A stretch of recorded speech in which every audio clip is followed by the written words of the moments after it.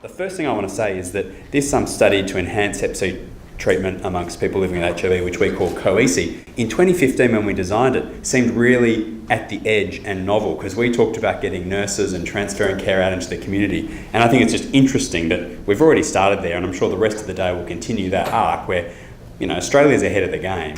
What we're trying to do with the COESI study really was to offer some proof of the principle that if we could work out who a defined population was, if we could get them all diagnosed and then treat them, that in theory we would be able to eliminate Hep C from that population really quickly, particularly in a small defined group like HIV infection, where there's probably only a few hundred people in Victoria with co-infection. So what did we learn? Well, we got over 200 people into the project, engaged, recruited, and most of them into treatment. The cure rates were great. 99% of people who've turned up and had a test have been cured. We've only had 2 people with a known relapse. That's a virus that's come back after they've been treated.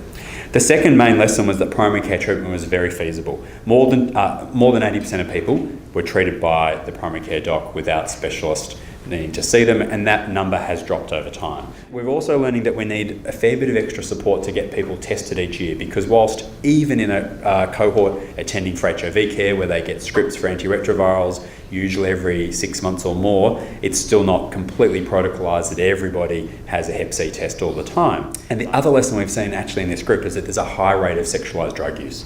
So while most people probably acquired Hep C from sexual contact, we actually have 50% of the cohort having drug use and sex as both risk factors, and having drug use during sexual exposure, which increases the risk of Hep C transmission during those episodes as well.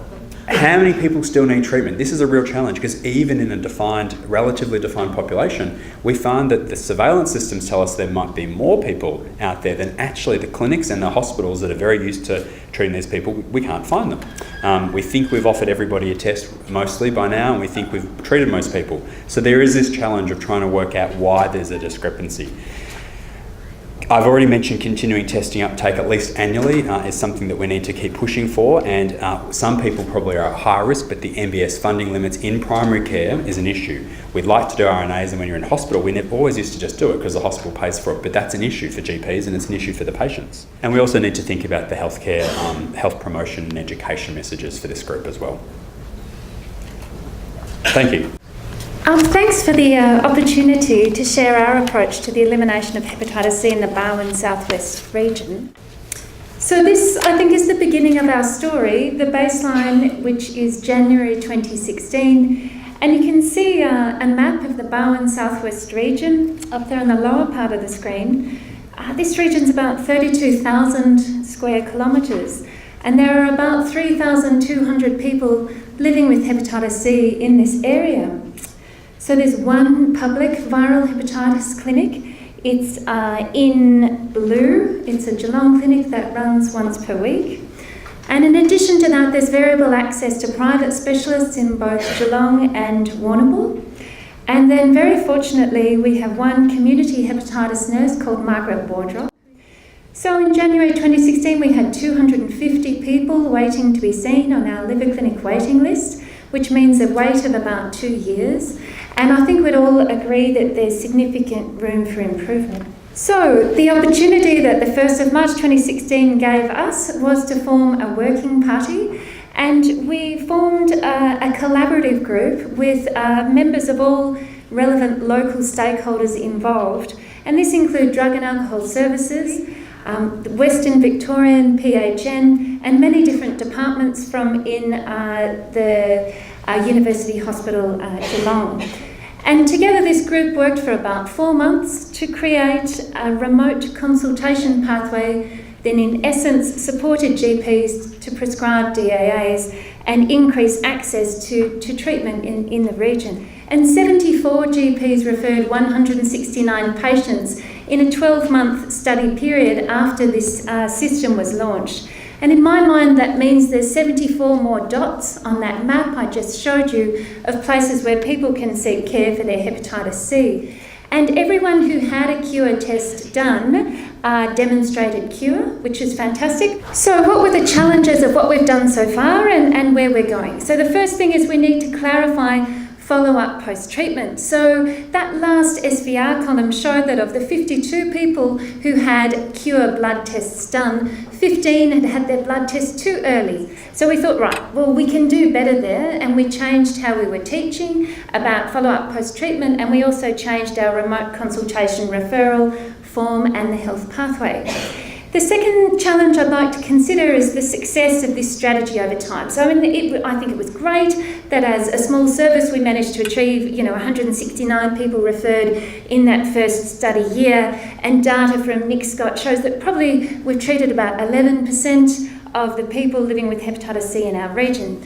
But in the last year, the year that finished 1 month ago, 72 people were referred for remote consultation, and whilst the region-specific PBS data is pending, certainly ad hoc opinion would be, and in keeping with other national data, the number of scripts in the region has significantly decreased. So we need to change our approach and change our service in order to keep on the trajectory towards elimination. And how we are currently going to do that is by, for the first time, engaging in health promotion. It wasn't really possible to do that before, to say, come and we'll see you in 2 years. That was never going to work. But now we actually have services to direct people to access testing and treatment. And so we're working with the needle and syringe program to achieve that. Hepatitis C has slipped down the agenda of our local primary health network, and I think that they're a very key player in the successful outcomes that we've had before. So we need to re-engage the primary care consultants, and that's something that we're working on as well, so GPs have that visiting support. And we're also investigating links that we can create between the liver clinic and community mental health services in terms of accessing care to testing and treatment. So I think I'd welcome any questions which might come later in the session. Thank you for your time. I will be presenting really a progress on pathway to elimination, and then a little bit of an update from the EC partnership, which I coordinate here at the Burnet Institute. So hepatitis C elimination, and apologies, I'm going to be focusing really on hepatitis C today, given that we've only got 10 to 15 minutes and you can't really stretch yourself too thin covering too many diseases. So we know that since March 2016, we've had universal access to DAAs for all patients chronically infected, regardless of disease severity and transmission routes. We've also had guidelines to support prescribing by specialists, general practitioners and nurse practitioners. And recently we've had the addition of 1, and as of tomorrow, 2 pan-genotypic treatments available to us.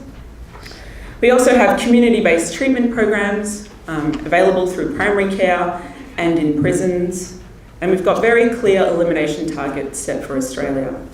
So I want us to be really mindful for today's presentations is that we have to be continually looking to our key targets and tracking them and making sure that we're on target, progressing towards those targets, and being able to understand where we need to shift our direction and our course of action. So let's look at the first target, treating over 80% of people living with hepatitis C. We know that since March 2016, we've initiated over 58,000 people onto treatment, and that's a really good news story. We also know that that accounts for about 26% of people living with hepatitis C. So we are making significant progress to that target. We know that the majority of people accessing treatment are male and are over the age of 50. And this is some nice data that's coming out of the Burnet Institute.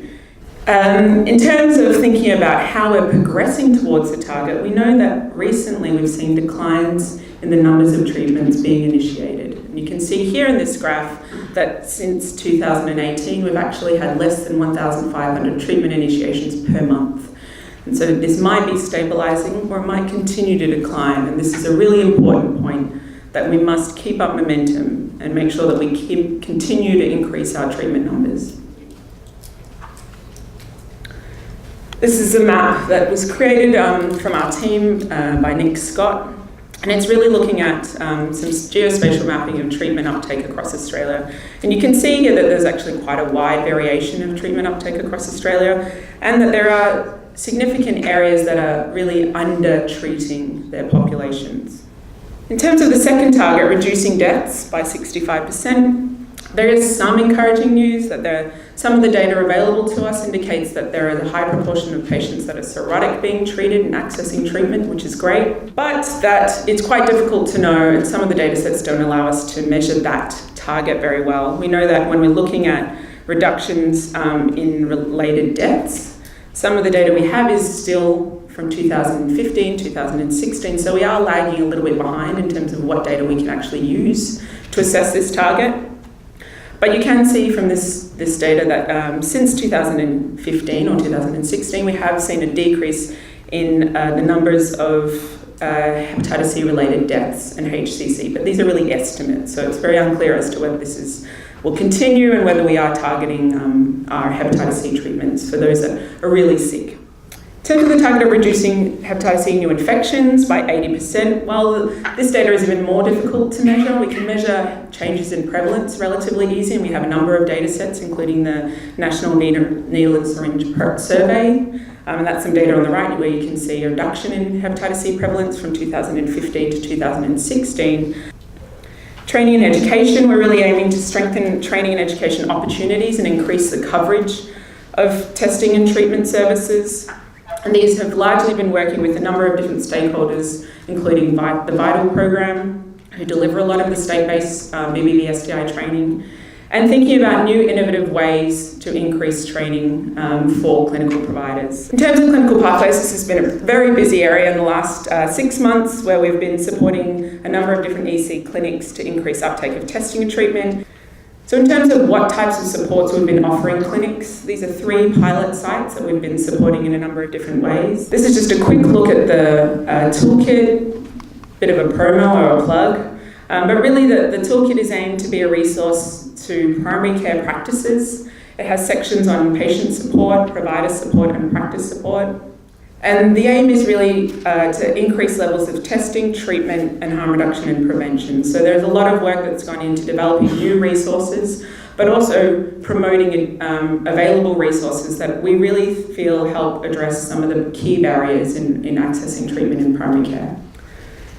We know that practices are very busy, and often data collection and data systems kind of fall on the wayside, and this often then complicates our ability to measure progress towards our elimination targets. So I'm definitely going to put this up as one of the key things we need to focus on over the next few years, is how we collect better data and how we utilise that data to help inform our interventions going forward. The EC partnership will also produce a number of evaluation outcomes and itself create a number of data sets, and these will include a number of client reported outcomes, including the stigma and discrimination indicators. And finally, there's the access site reports. And this is really building off the existing access surveillance system for bloodborne viruses and STIs in Australia. It's a national system, but we're really targeting this in Victoria for clinics that have a high caseload of hepatitis C. We've developed specific hepatitis C reports that really help the clinic understand how they're progressing in terms of reaching the clients at need or most at risk of hepatitis C, and then monitoring the cascades of care at individual clinics. So lastly, I just wanted to finish up by acknowledging some of our Hep C heroes that we have today. And I think everyone will be very happy to acknowledge that Jenny Kelsaw, Lavinia Crooks and David Cooper really played critical roles across hepatitis C and bloodborne virus and STIs more broadly. So just a moment to say thank you to them. Let's hope that we continue to keep up their enthusiasm as we move forward towards elimination. Thanks everyone.